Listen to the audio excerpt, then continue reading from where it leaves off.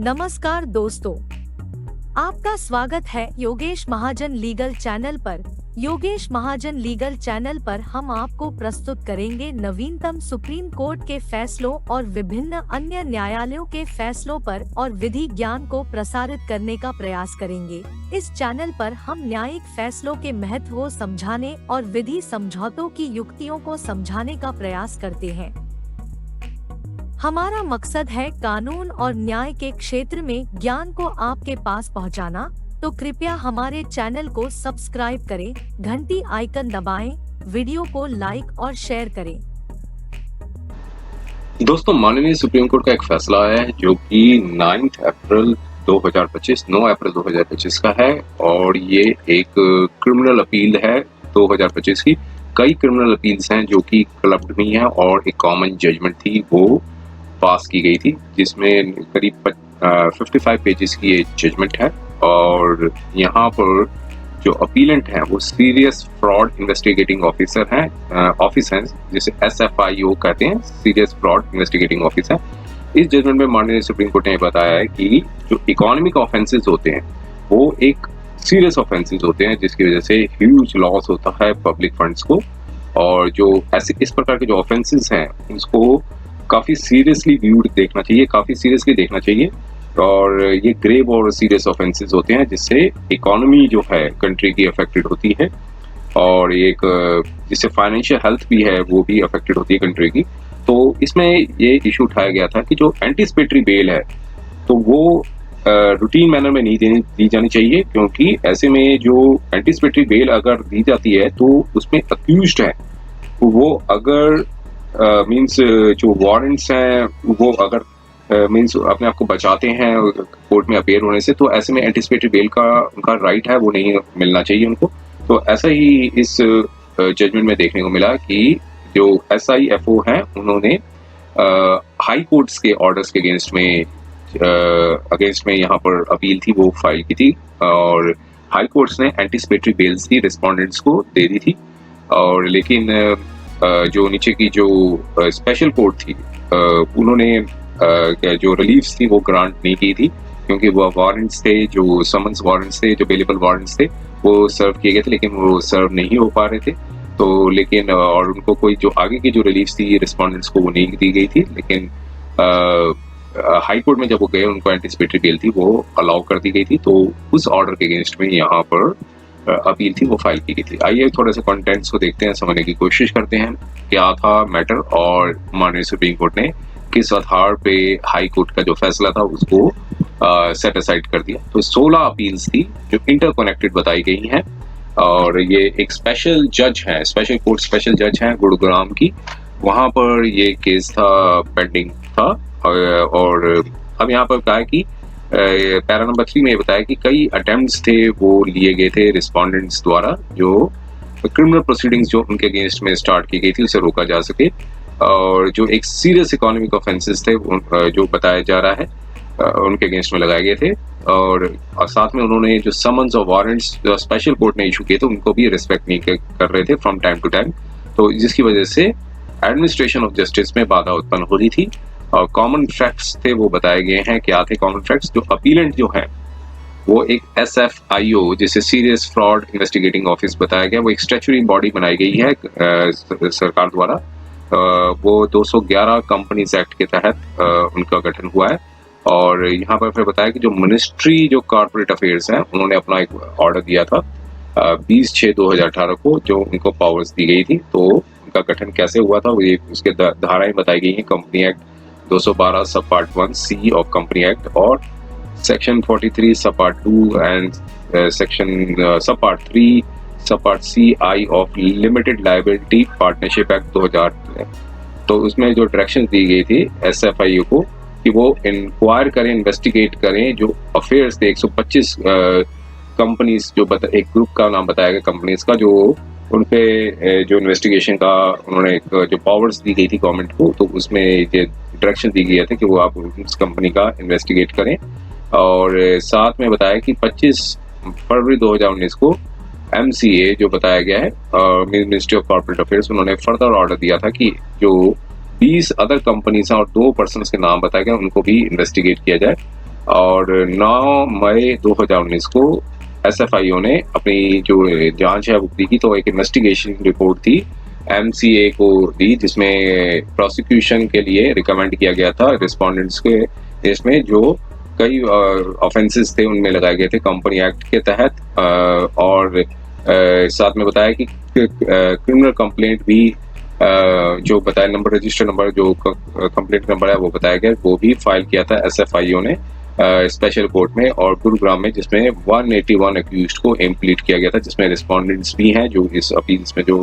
Respondents जो बनाया गया वो उनका नाम भी था, और धाराएं बताई हैं 439 सब पार्ट 2 और सेक्शन 436 सब पार्ट 1 सब पार्ट ए डी एंड सब part 2 read with section 212 of company act 2013, read with section 621 सब पार्ट 1 ऑफ कंपनी एक्ट 1956, जो पुराना जो कंपनी एक्ट था उसके बारे में बताया गया, read with section 50 of limited liability partnership act 2008 और section 193 of code of criminal procedure के तहत। तो इसको कॉजनेंस दिया गया था और प्रोसिक्यूट करने के लिए अक्यूज्ड को, जिनका नाम बताया गया, जॉइंटली बताया गया यहाँ पे, और कई प्रोविजंस थे कंपनी एक्ट के तहत और इंडियन पीनल कोड के तहत जो यहाँ पर ऊपर मेंशन किए गए हैं। और साथ में ये भी बताया गया है कि जो एक कंपनी का नाम बताया गया है जो क्रेडिट कॉर्पोरेट सोसाइटी लिमिटेड है, वो एक multi state credit corporate society थी, और जो कि जिन व्यक्ति द्वारा बनाई गई थी, तो वो मैनेज किए जा रही थी उनके द्वारा और उनकी फैमिली द्वारा और उनके एसोसिएट्स द्वारा। और सोसाइटी ने एक्सेप्ट किया था जो डिपॉजिट्स थे वो मेंबर्स थे उनके से मींस डिपॉजिट्स थे वो एक्सेप्ट किए जाते, जो कि कई लो से मिडिल इनकम इंडिविजुअल्स थे, और उन्होंने 800 से ज़्यादा उनकी जो ब्रांचेस हैं और 20 लाख मेंबर्स हैं, और 3.7 लाख जो है एडवाइजर हैं, और 9,253 जो करोड़ हैं आउटस्टैंडिंग डिपॉजिट्स था, जो कि 21 मई 2018 का था। और फर्दर ये एलिगेशन थी कि जो उस सोसाइटी के जो कंट्रोलर्स हैं उन्होंने 125 कंपनीज को इनकॉर्पोरेट किया गया था, और वो ग्रुप ऑफ कंपनीज का नाम बताया गया, और उन्होंने जो कंपनीज को कंट्रोल किया था, और या तो वो डायरेक्टर्स बन गए थे या फिर मेंबर्स और एसोसिएट्स थे उन कंपनियों के। और उस साथ में बताया कि इन्वेस्टिगेशन कंप्लीट होने के बाद ये पाया गया कि जो फंड्स थे, जो 1700 करोड़ का जो फंड्स थे, वो इलीगल लोन्स उस ग्रुप द्वारा जो है कंपनी का जो नाम बताया गया उसमें इलीगल लोन्स थे वो दिए थे, और जो 70 जो ग्रुप ऑफ कंपनीज का नाम बताया गया उनको दिए गए थे, और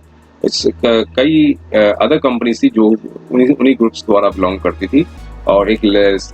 सेटल पोजीशन था कि एक लीगल सेटल पोजीशन ये था कि जो कंपनी है वो मेंबर नहीं बन सकती multi state credit corporate society की, इसकी भी मींस नजरअंदाज किया गया था इस इशू को भी, और तो लोन्स जो है वो नहीं दिए जा सकते थे इस प्रकार द्वारा कंपनी द्वारा। और फर्दर ये भी कहा गया कि 4,120 करोड़ था वो आउटस्टैंडिंग बैलेंस था 31 मार्च 2018 में, जो कि इलीगल लोन्स थे उस कंपनी द्वारा दिए गए थे। साथ में ये भी कहा गया एसएफआईओ द्वारा कि इलीगल लोन्स जो हैं वो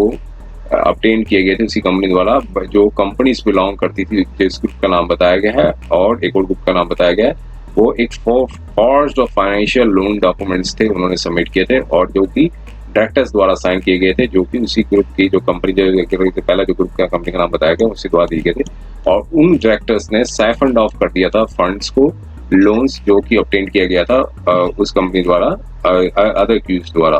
तो डायरेक्टर्स ने साइंड ऑफ कर दिए थे, बैलेंस शीट्स को भी साइंड ऑफ कर दिया था, और इसमें ये दिखाया गया था जो फंड्स हैं वो लोन्स लिए गए थे from the financial institution, loans taken from the financial institution था। स्पेशल कोर्ट ने अपना डिटेल ऑर्डर था वो लिया, और 3 जून 2019 को कॉजनेंस ले लिया सारे ऑफेंसेस का, और जो अक्यूज्ड के अगेंस्ट में लगाए गए थे, और रिस्पोंडेंट्स भी हैं जिनमें, और फिर जो कंपनी एक्ट के तहत और इंडियन पीनल कोड के तहत, और उनको समझ दिया कि वो वारंट अवेलेबल वारंट्स थे जो कि 10,000 रुपये के साथ और विद वन श्योरिटी के साथ अपेयर हों 30 जुलाई 2019 को। और साथ में बताया कि कुछ क्लैरिकल और टाइपोग्राफिकल एरर्स भी पाई गई थी ऑर्डर पे, तो स्पेशल कोर्ट ने करेक्ट कर दिया था कॉजनेंस ऑर्डर को, और ऑर्डर था 11 जुलाई 2019 का। और बाद में बताया कि रिस्पोंडेंट एक्यूज ने अवेलेबल वारंट्स को अलाउ नहीं किया, और जो कि स्पेशल कोर्ट द्वारा लिए गए थे, एग्जीक्यूट किए गए थे, और अपने आप को उन्होंने हाइड कर लिया और जो भी एड्रेसेस बताए गए थे वहां पर उन्होंने उनकी अवेलेबिलिटी नहीं थी, तो जो प्रोसेस सर्वर्स के साथ उन्होंने कल्यूड कर दिया। प्रोसेस सर्वर जो समन्स देने आते हैं उनके साथ यहाँ पे बताया कि कल्यूजन हुआ था उनके साथ। स्पेशल कोर्ट ने फिर उनके अगेंस्ट में नॉन बेलेबल वारंट्स थे वो रिस्पोंडेंट के अगेंस्ट में दिए टाइम टू टाइम, और डिटेल ऑर्डर्स भी पास किए। कुछ केसेस में स्पेशल कोर्ट ने प्रोक्लेमेशन ऑफ ऑफेंडर्स जो सेक्शन 82 सीआरपीसी के तहत है वो भी इनिशिएट कर दिया था। अब स्टेटस जो है रिस्पोंडेंट्स का बारे में बताया गया है कि क्या क्या किस तरीके से बेलेबल नॉन बेलेबल वारंट्स और प्रोक्लेमेशन प्रोसीडिंग्स थी वो बताई थी, वो सारे डिटेल्स बताए गए। हम उसके ऊपर डिटेल में नहीं जाते, हम लीगल एस्पेक्ट्स तक ही सीमित रखेंगे इस जजमेंट में जो बताया गया है। और ये सारे डिटेल्स थे वो जो बताए जा रहे हैं अपने ऑर्डर्स में, जो रिस्पोंडेंट्स थे उनका डिटेल वर्जन यहाँ पर आगे बताया गया है। ये सारा उनके अगेंस्ट में जो चार्ट है पूरा बताया, और फिर साथ में बताया कि इंडिविजुअल केसेस में रिस्पोंडेंट को कंसिडरेशन में लेते हैं फॉलोइंग फैक्ट्स जो है वो निकल के आए हैं,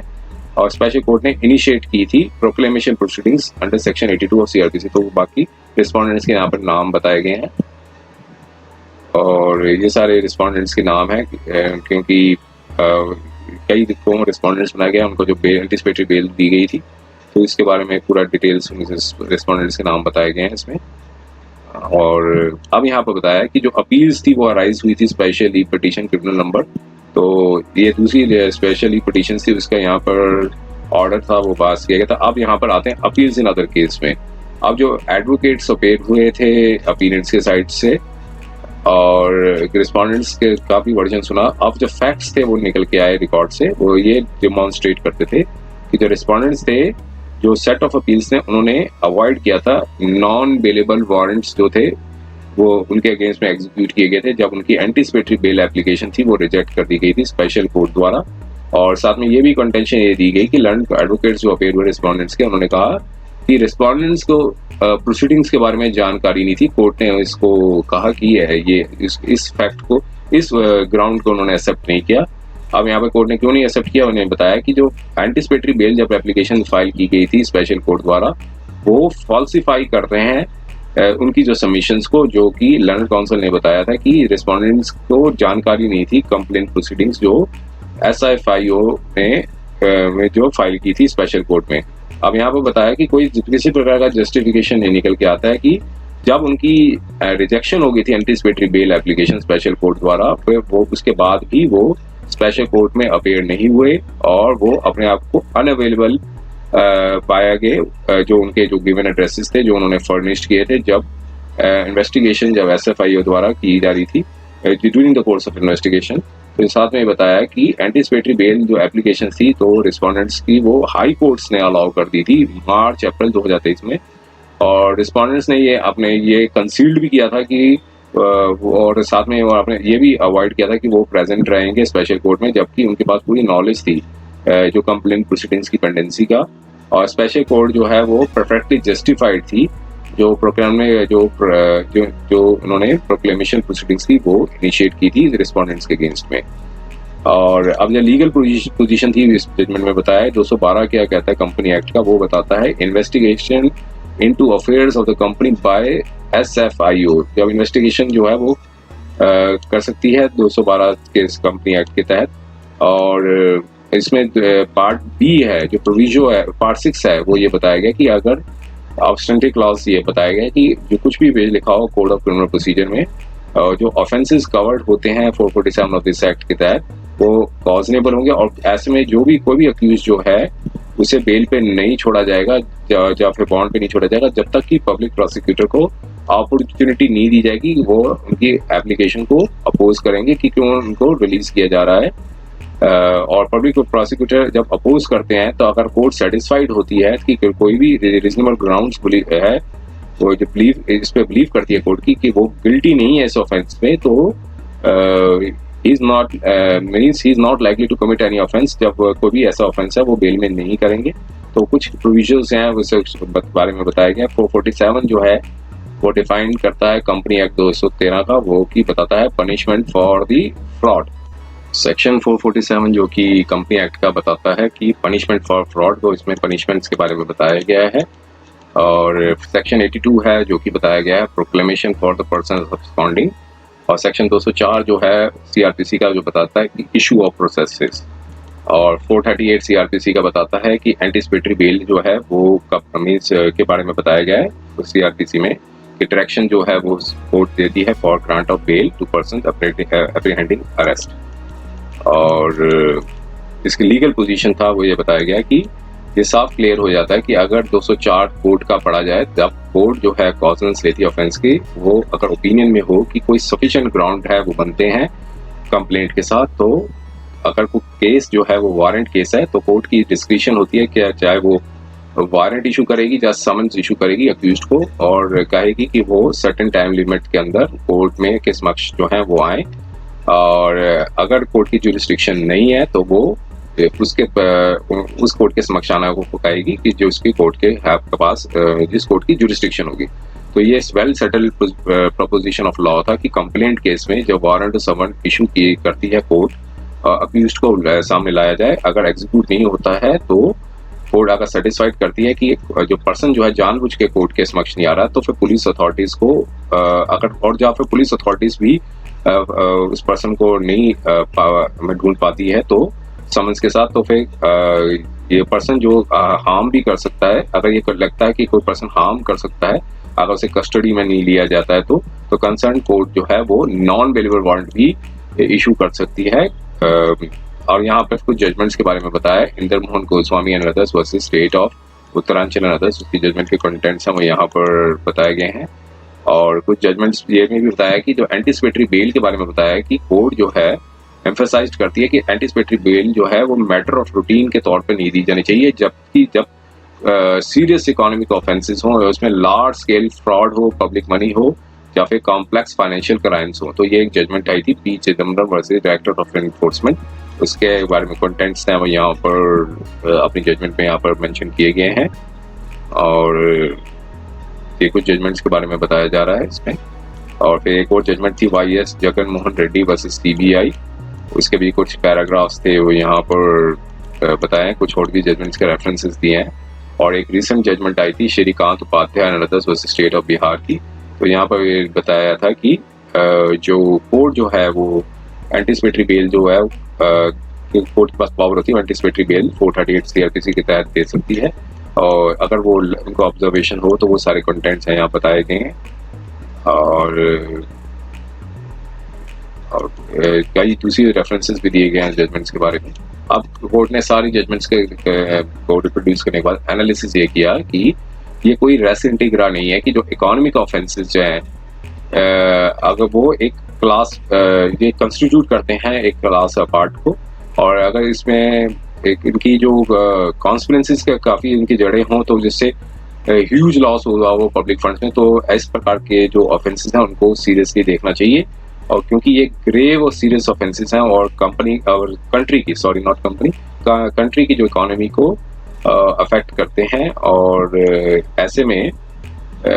जो सीरियस थ्रेट्स आती हैं financial health of the country, तो लॉ जो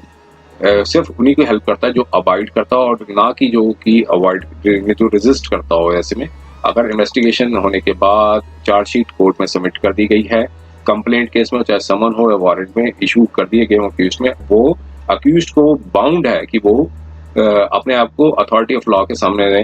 मीन्स अपने आप को सबमिट करे। अगर वो किसी प्रकार की हिंड्रेंसेस कर रहा है वारंट को एग्जीक्यूट करने में, या फिर अपने आप को छुपा रहा है और ना ही अपने आप को सबमिट कर रहा है अथॉरिटी ऑफ लॉ में, तो ऐसे में जो प्रिविलेज है एंटीसिपेटरी बेल का वो नहीं ग्रांट होना चाहिए। और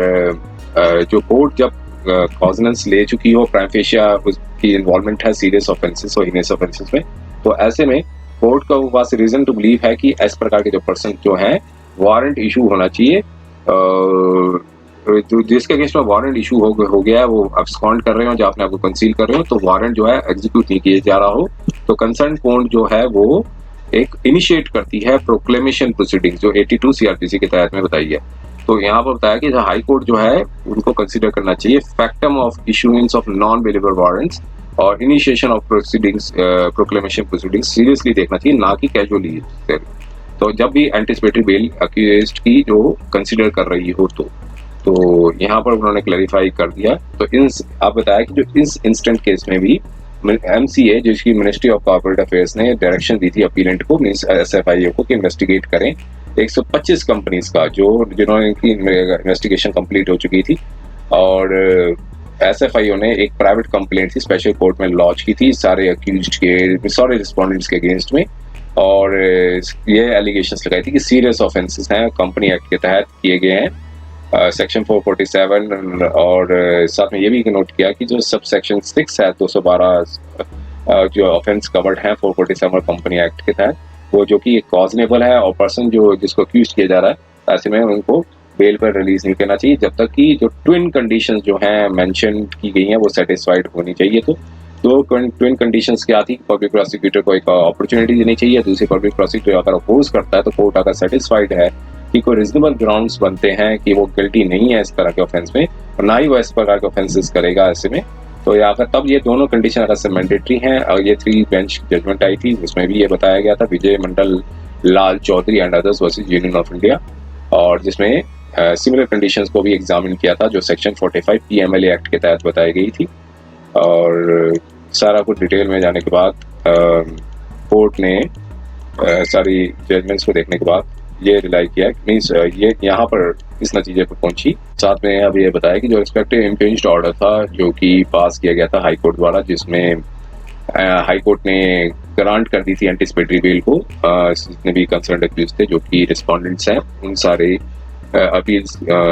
मींस ऑर्डर्स को सेटिस्फाइड कर दिया। रिस्पोंडेंट्स अक्यूज को डायरेक्शन भी दी कि वो सरेंडर कर दें स्पेशल कोर्ट में 1 वीक के अंदर फ्रॉम टुडे। और साथ में ये भी कहा it is needless to be mention कि जो बेल एप्लीकेशंस थी जो अगर वो फाइल करते हैं तो वो स्पेशल कोर्ट जो है वो डिसाइड करेगी in accordance with the law. और साथ में कहा हमने यहाँ पर क्लैरिफाई कर दिया किसी प्रकार का हमने ओपिनियन नहीं दिया है मेरिट्स ऑफ द केस में। तो अपील्स राइजिंग हुई थी, जो जितनी अपील्स थी उनको अलाउड कर दिया, और बाकी 2 अपील्स थी उनको यहाँ पर खारिज कर दिया। उसके बाद मैंने एक शॉर्ट ऑर्डर था वो बताया गया। तो ये लीगल एस्पेक्ट्स थे इस जजमेंट में, वो डिस्कस किए गए थे। ये जजमेंट आई थी 9 अप्रैल 2025 को। उम्मीद है कि यह वीडियो आपको पसंद आया होगा। अगर आपने अभी तक हमारे चैनल को सब्सक्राइब नहीं किया है तो कृपया इसे सब्सक्राइब कर ले और बेल आइकन दबाकर नोटिफिकेशन प्राप्त करें ताकि आप हमारे नए वीडियो से अपडेट रह सकें। अगर आपको यह वीडियो पसंद आया हो तो कृपया लाइक करें और अपने दोस्तों के साथ शेयर करें।